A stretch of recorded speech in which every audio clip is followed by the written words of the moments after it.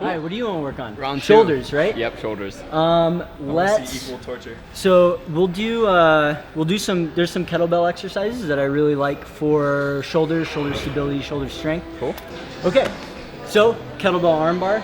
It's a pretty simple exercise. It's mainly for shoulder stability. There's going to be some wobble in this exercise, and the main point is to control that wobble and really hold the shoulder in the socket, keep that joint really stable. Okay. It's not necessarily an exercise where you're trying to do it with like a super heavy weight. Right. And this is also a really good exercise to warm up before climbing and a great exercise to end your session with. Cool.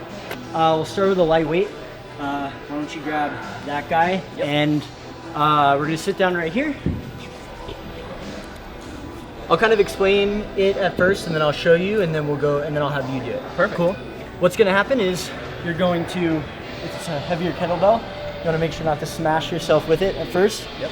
You want the belt to be on the back of your wrist, and you wanna keep your wrist nice and straight. You don't wanna have it bent back, and you don't wanna necessarily be curling it way forward, okay? So just like a nice strong wrist. You lay down. Very first thing is you're just gonna press the kettlebell up.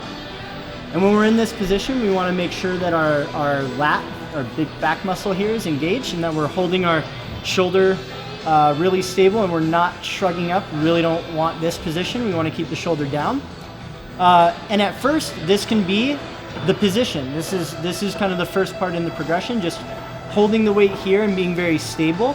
You can introduce a little bit of internal and external rotation to make it a little bit more difficult. The next step in the progression is we'll have our arm overhead, bring a knee up. We're going to very carefully, while staying underneath and balancing the kettlebell, move it up here. Okay. Keep the head relaxed, and again, the shoulder is going to stay nice and stable. We don't want to be up here at all. Yeah. Locked in. Again, you can introduce a little bit of internal and external rotation, give you a little bit more wobble, make it a little harder. Okay. The last part of this progression, you got to be very careful with if you don't have the shoulder mobility to start out with. You can definitely injure yourself, so be very careful with it. But what you'll do is you'll step over and you'll go into a prone position. And again, maintaining a really stable shoulder blade and shoulder joint. Again, riding up like this is really bad. We want to keep it down. And again, here, you can add a little bit internal and external rotation to make it a little bit more difficult. To get out of this, you want to reverse very carefully, keeping the kettlebell balanced. Bring it back down and relax. Cool. So we'll do it with you also. Sounds good. So lay down flat at first? Yep, so lay down flat. Good strong wrist. Yep. You want to make sure not to arch your back too much. You want to keep like a neutral spine. Yep. So your abdominals are going to be engaged as well. Okay. Head back, nice and relaxed there. And go ahead and press the kettlebell up. Good. Keeping that shoulder low, lat tight. Yep. Good. And from here, you can turn slightly. Back internal and external. Okay. Good. How many degrees should I be turning it by? You want to kind of as much as you can without moving necessarily your shoulder in the socket. You want to keep that stable. And you look nice and solid there. And so because you look nice and solid there, we can go into the next position. So you'll bring your right leg up. Yep.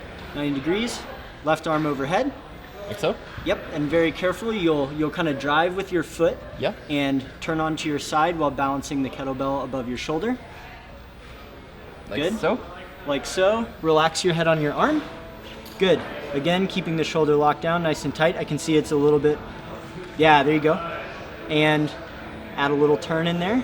Keep that shoulder nice and stable. I can tell you're working a little bit. That's good. Yeah. That's what you want. Awesome. How's that feel? It feels good. But I can definitely tell like it is an effort to do this. Good. And if you want, I'll kind of spot this if you want to try and step over and go into the prone position. Okay. So what does that movement look like? So you're going to move your right foot over and roll onto your belly while keeping, your shoulders strong and behind you. And if you feel any pain at all, that's bad, and let me know, and I'll grab the kettlebell. So that's where you want to be. Okay. Definitely we can improve some of this shoulder mobility because you're not really able to get your chest down as much. Yep. But that's okay. Good, so try and let's bring it right there. Good. And then turn it slightly. Awesome. Okay. And now let's reverse it and go back. So first bring your foot over and balance. Nice and controlled. Good. And then bring the kettlebell back down. Cool. Awesome. And there you go. That's it. And then, as a segue question, what are good shoulder mobility exercises to really work on that final progression? So there's a number of good things. First is general shoulder stretching. A lot of times with climbers, the pecs will be very tight, the lats will be very tight. All of these muscles internally rotate the shoulder, and that's where you get that like climber's hunch. Yep. So we're gonna do a little bit of foam rolling for the lat and also the pec. We're also gonna be using just like a small ball. The harder it is, the more uncomfortable, but it's good. It's just any kind of like lacrosse ball or field hockey ball or whatever it is that you can find. So first for the lat, just laying down with the foam roller, we're gonna lay it on, and depending on how much you kind of like lift up, you can really get down and press on the muscle pretty hard. You'll find I like to kind of move back and forth slowly as I kind of roll down the length of the muscle. Yep. And anytime I find like a really kind of tight spot that kind of get that dull ache, I'm gonna sit on it, press into it, give it nice 10 like deep belly breaths, and then move on to another part. Okay. So, want to give it a shot? Absolutely. Cool. It's pretty much like right here. So yep, just lay it right on there. Okay. And kind of move around on the muscle. You can rock back and forth, roll up and down slowly, find the spot. You get that dull ache. Yep. Try and relax and breathe into it. Breathe into your belly. And try and really like focus on relaxing that muscle, even though it kind of hurts a little bit. Yeah, it's not the it's easiest not, thing to relax. No, it's not super comfortable, but it's a good deep stretch. Okay, cool. Wow, yeah, I need to do this like every day pretty much. Yeah, it's good. I keep a foam roller in my living room, a couple of cross balls, and yeah, you're watching TV, waiting for dinner to cook. Roll out. Okay. And for the pec, you can do the foam roller too. I find that it's a little bit harder to like get in there. Just it's a little awkward with a foam roller, and so that's where I really like the ball. Yep. And so we'll come over here to the wall. The easiest way to do it is kind of like place the ball on the wall, place it right on the muscle, and lean into it.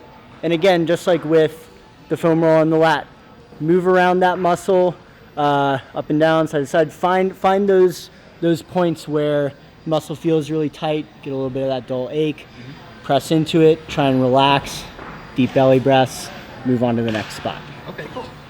There you go. Do you have it like right on the edge here? No, just, yeah, right there. Okay. See what this feels like everywhere, kind of. Yeah. There you go. Find a spot, really press into it, lean into the wall, try and relax. How does it feel, Nikken? It feels good. Yeah, like I've definitely noticed that I have major mobility issues with the upper body. Not doing nearly as much stretching as stuff like this as I should. So I would say like, this is probably what stems like most of my injuries is just too tight and really. Yeah, if you're very tight in climbers, typically we get tight in all of these big muscles that do the pulling and the squeezing and everything, and not so much of kind of like the opening up muscles. And it's good to strengthen those muscles too, but really like stretching out and trying to relax those tight muscles goes a long way. Cool. Another great shoulder stretch, and I kind of saw you doing some of these to warm up, and that's awesome. Yeah. Definitely keep doing that. Really good too after a climbing session. They call them shoulder dislocates is kind of the simplest one, and so you'll want a light, long kind of bar. This is just a piece of plastic pipe. Yeah. Start off wide, and you want to have good posture, neutral spine, shoulders back, head straight up, and keep those elbows straight. And carefully and really keeping, we don't want to be up here. Never really want to be up here. Keep those shoulders down. Keep the rib cage down. And all the way back. All the way back up. Cool? Yep. The closer and closer you get, the harder and harder it is. Yeah. Similar to like that kettlebell armbar, this isn't something like, don't just like go hard to go hard. Like, ease yourself into it. It's not a contest. It's definitely just like wherever you're getting that stretch, that's where you want to be. Don't push it super far and hurt yourself by trying to not hurt yourself. Yeah, exactly. There you go. Shoulder blades down and back. You'll kind of feel, you're squeezing together. Yep. Your lower trapezius. Try and bring that head straight up. Yep, nice neutral spine all the way down. Okay. Keeping the elbows straight and also keeping this like head, neck, shoulder posture. Bring the arms back and also don't flare your chest out as you go. Good.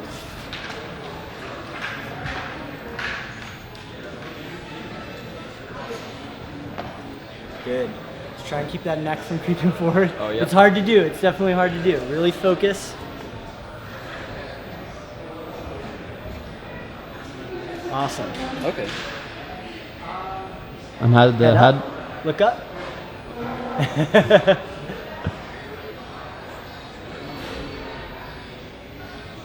Nice. Excellent. Okay, cool. So a lot of these things harder than they look. Yeah. Because I know like I've definitely done this in the past, but not nearly with as good as form as that. So. Yeah, and the form really makes like a lot of these exercises. Doing them with bad form a lot of times can just kind of perpetuate the issue that you were trying to resolve in the first place. Okay. So yeah, and that was looking really good right there. So keep it up. Nice. Scapular retraction. Awesome. Cool. All right, let's go over there. All right, so the last thing we're gonna do is a scapular retraction exercise. This is something that doesn't get talked about a ton, but it's really important. Being able to pull your shoulder blade in, your shoulder blade is your scapula, being able to pull that in, hold it tight to your rib cage during those pulling motions really helps stabilize that joint, line everything up so that you're getting your full pulling power. And it's gonna go a long way, along with all these other exercises, to making your shoulders stronger, more stable, and less susceptible to injury.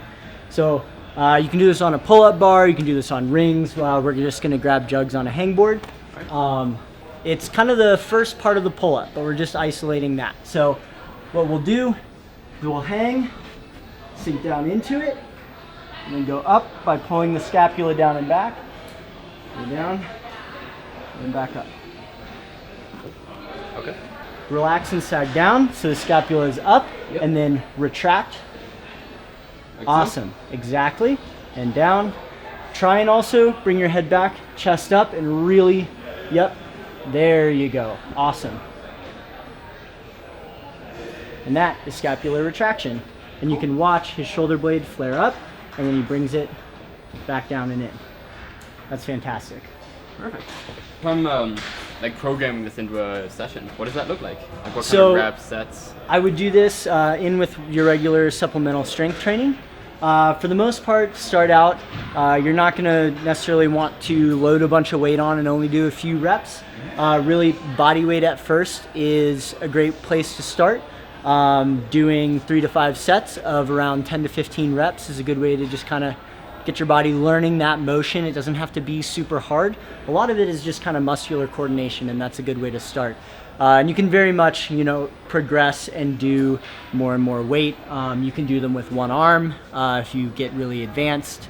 And it's actually a really important part of the pulling motion, especially if you're trying to learn one arm pull-ups. That initial engagement of the shoulder before that pulling motion is very important. Okay, cool. Awesome. Okay. Cool, so it's my turn now, and I promised a body tension video.